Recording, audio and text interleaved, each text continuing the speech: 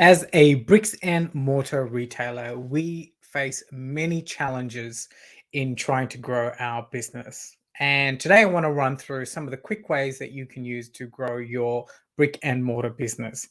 So, welcome to today's little video. My name is Alvin. I am the retail business coach that helps bricks and mortar retailers grow their business. And like I said, today we're going to talk about how to grow your brick and mortar retail business. So, the major challenges that we face today as a bricks and mortar retail owner, business owner, is obviously we've got increased competition. We've got the rise of our e-commerce cousins and all the other online shopping uh, experiences that our potential customers are being brought up against, and the competition can make it very, very difficult for us traditional bricks and mortar stores to stand out and to attract and of course to retain our customers.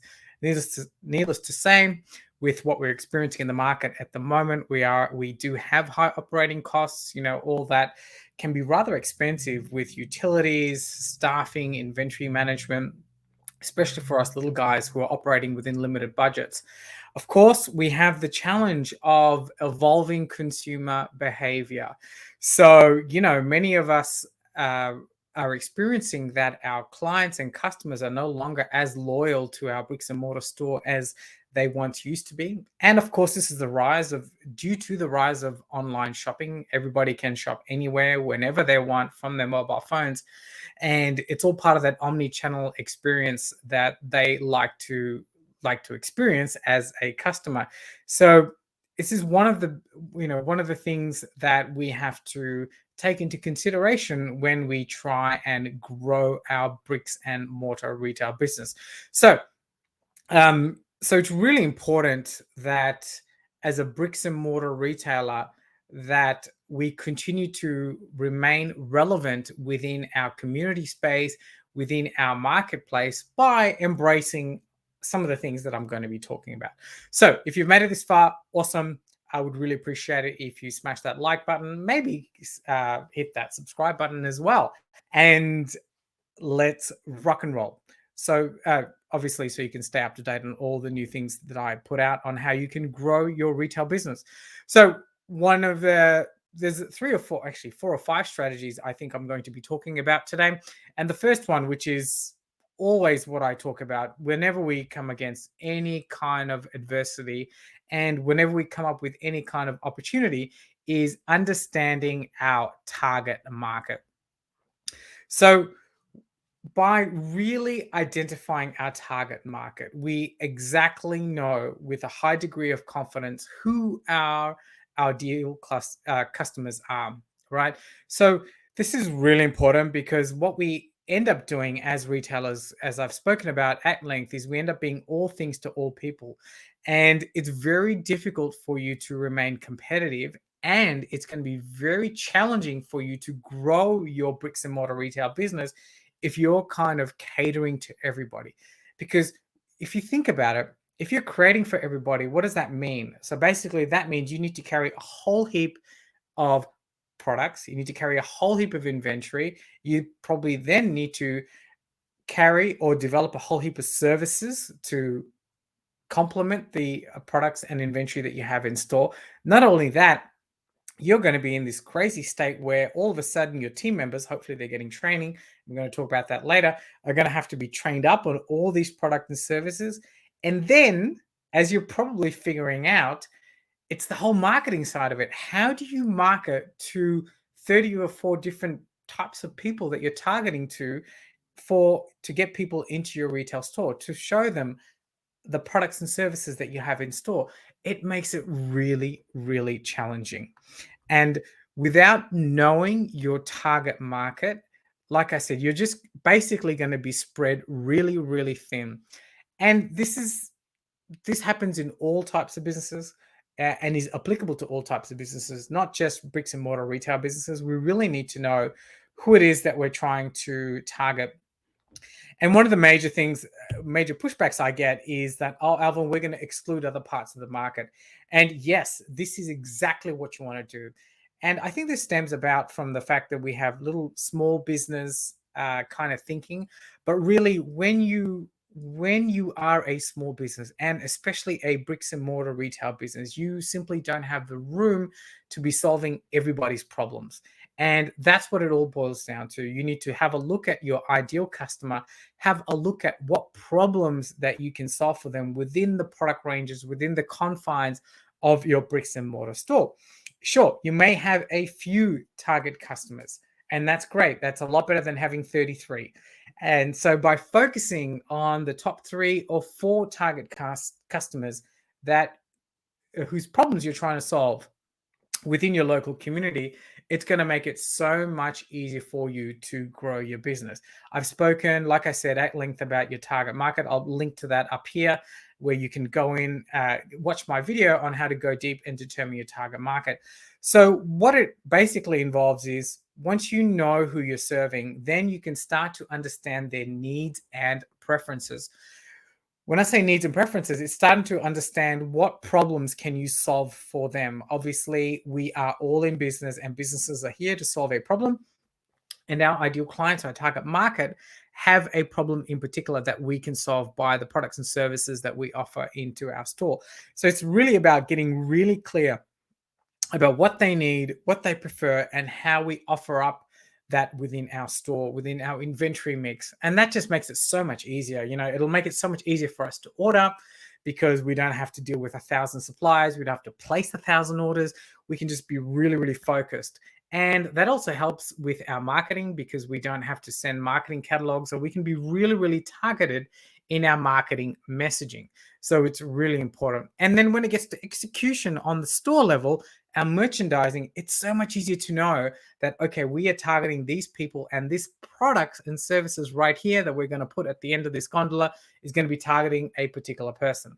Makes it so much easier for you to merchandise, makes it so much easier for your team to sell. And I will talk about that later on. But really, if you're only looking after 3 or 4 different types of customers, you can really go deep and you can really start to understand your ideal, target market's customers' problems, and your team can become experts in solving those problems. And that is the way to grow your business very, very quickly. And that basically just boils down to creating a customer profile for your ideal target customers in your store. And so I know what you're thinking. I've already got a retail store. I'm already up and running. What do I do with this information? Like I said, if you watch my video, which I'll put up again on target market and how to determine your target market, it doesn't mean that you need to start again and sell your shop. Basically, it means going through all your data in your shop and really trying to understand, perhaps through all your sales data, who you're already serving that are your ideal customers, or who are you already serving and selling to within your store that make up the bulk of your sales. And if you decide you want to work with them because they're profitable and you really enjoy it, then you can actually go deep and start to get rid of the other customers. But that's what I'm talking about, target market, and it's one of the quickest ways to grow your brick and mortar business. The next thing is we need to get an understanding that leads from our ideal clients of our unique selling proposition. So unique selling proposition is probably not something that a lot of bricks and mortar retailers understand, unfortunately. And we can see this by going into nearly every brick and mortar store where it's hard to really determine what makes you unique. And this is what you need to organize. This is what you need to understand. You need to figure out what sets your business apart from the competitors. So already, if you're going to be following step 1, which I highly recommend that you do, is understand your ideal clients and your target customers. That's going to lead you to step 2, which is start to figure out what products and services you're going to stock into your bricks and mortar retail store that's going to distinguish you from your customers. And it is that unique selling proposition that's going to highlight and identify your unique features within the store. And that leads down to everything that happens in your store, from the way that your team will interact with them, from the way that they dress, from the way that you merchandise, from obviously the products and services that you have in store. And that's going to be your unique selling proposition, along with a few other things, with the way that you market your message, because you're really targeting, you really are targeting a particular group of people. And going through the process of developing a unique selling proposition, you'll be able to create a compelling value proposition. Wow, so many propositions, but you'll be able to really create a value proposition to your ideal clients on why they should come in and shop with you. So that goes back to the point of being all things to all people, and by really understanding our target market and by really understanding our unique selling proposition, that's one of the quickest way to grow our business. And it seems so counterintuitive to many of us retailers, because we think that to grow really quickly, we need to cater for everybody, which is what most people think. But really, if you go deep, look after a few customers only, solve their problems, create a unique selling proposition, you will definitely grow your business a lot quicker. So now let's move on to the next bit that's going to help you grow your business quicker, and that's the implementation and harnessing and utilizing the use of technology. So technology means a whole heap of things, I think, within the context of a retail business. So it's making sure that we have a really good point of sale system, because understanding what we sell, tracking our inventory, pulling reports, doing this very, very quickly. Selling, part of technology is selling, making sure you can put your customers' transactions through very quickly at the register and easily take payments and easily take all payments. All that is one part of technology, which is so important, because you want to make it a seamless experience for your customer to buy from you, because they can already do that online from their mobile phone. So you want to make it really easy for them to do it in store. You also want to make it really easy for you to do the ordering, to do the tracking, like I mentioned before. So please make sure you have a look at your point of sale system. That is one part of technology that is so important that many of us bricks and mortar retailers skimp out on. I think that's really, really important. The next thing, we need to also improve our online presence, right? So I am talking about social media. I am talking about the basics of really ensuring that you have your Google profile set up, because Google is, I mean, most phones have Google, and you will not believe how many of your customers, when they are doing a local search within your area and are searching for a boutique or a clothing store or a pharmacy or a liquor store, they search on their phones, and Google will rank you based on whether you've actually filled out your information. So please make sure you do the basic things like update your times, your opening hours. So that's one part of it that's, I think, is often overlooked. And we need to do that very, very quickly. So you need to have your Google profile set up. Of course, you need to be on social media. Which social media channel you are on is really dependent on your target market, like we spoke about earlier. I think a website is definitely important, but it's something that you can get to later on, even if it's just with your basic details. I think that in the beginning, if you haven't already touched on this technology thing, making sure that your Google profile is set up and your social media profile or profiles are set up, and then going to a very simple website, which you can then build on later on to then grow your business. But it is so essential in embracing technology to grow your business. The last thing that I want to harp on and about technology, and I'll touch about it in the next step, is the use of a loyalty-based system. I think that's so important. Loyalty programs are so easy and cheap to implement within our stores now, and it does involve technology. And if you don't have a technology, I beg your pardon, if you don't have a customer loyalty program, you are just leaving money on the table. It's so important, because using technology for understanding what your customers are buying, and then for managing how they shop in store by using a loyalty program, you can do all sorts of crazy things which are so effective for growing your business, such as you can start to pull reports on your top buyers. You can start to pull your reports on which type of customers are buying what, and you can start to create all sorts of campaigns very, very cost effectively from that data. So I think the first thing is that where we're leaving money on the table is not utilizing any loyalty program. And it just surprises me how many bricks and mortar retailers, when we go and shop, the person at the register is not asking us for our loyalty card for that particular, or if we don't have a loyalty card, they're not asking us to be part of the amazing program that we have running in our store. It's just money that we're leaving on the table. And there are so many statistics out there that point to the fact that our existing customers that shop with us, people that are on loyalty programs, they spend so much more money in store than a new customer, right? And we have this ability to create loyalty, to provide value back based on our unique selling propositions and based on our target market. So that's the part of technology which I would like to harp upon, which I have. And that's a quick way to grow your business. So the next quickest way to, all part of the whole piece of growing to your retail business, is the whole customer service piece.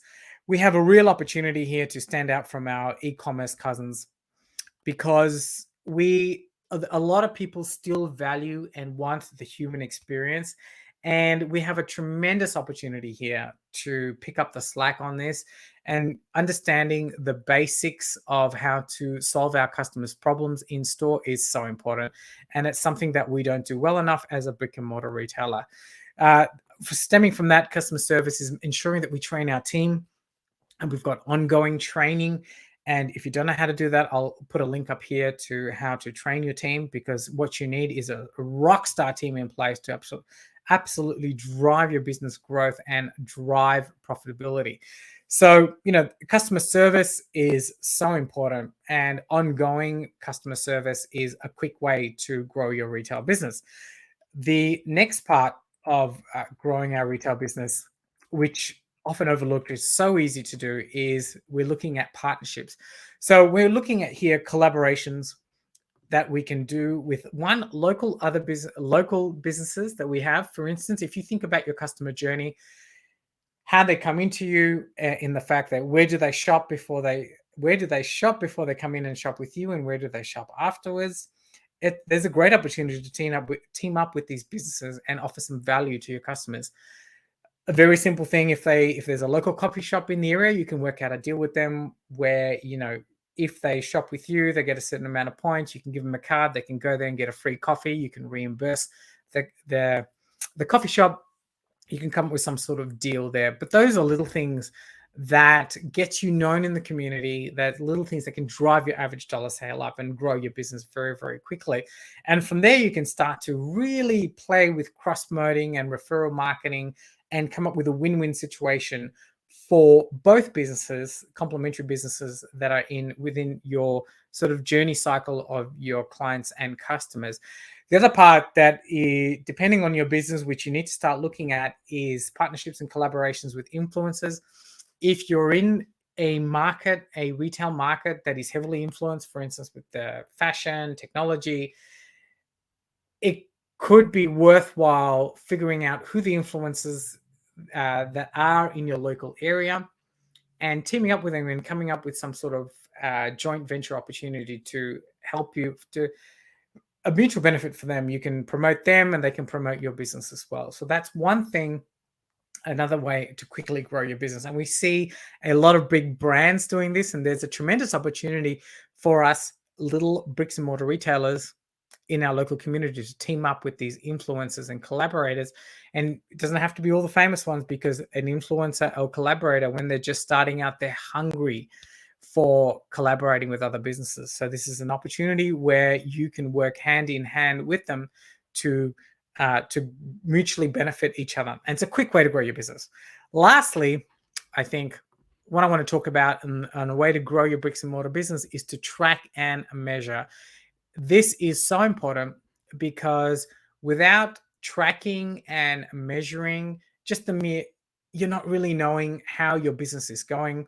You don't really know what you can benchmark against. And the mere act of tracking and measuring, there's this whole saying that goes, what gets managed gets measured. And that's so important, because once you start to track your sales, track your inventory, have some KPIs, start to track and understand how your marketing campaigns are going, you will find that your sales will automatically go up.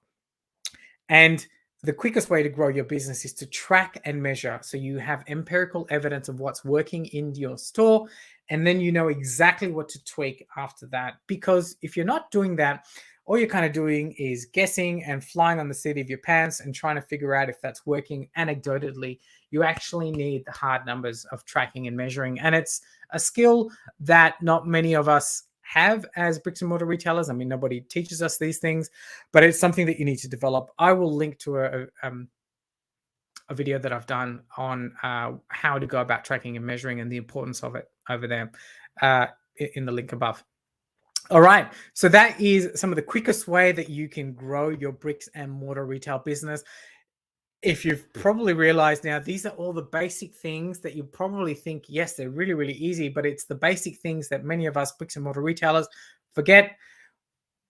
We don't really do these things simply because we are too busy running around in our retail businesses trying to put out fires and trying all these new techniques without really taking the time to go deep and understand the basics really of retailing 101. What I'm talking about here is nothing new, and it's just all the basic things that if implemented correctly and implemented deeply can grow your business very, very quickly. That's the end of the video. Thank you for watching. As I said, appreciate if you could smash that like button, hit the subscribe button.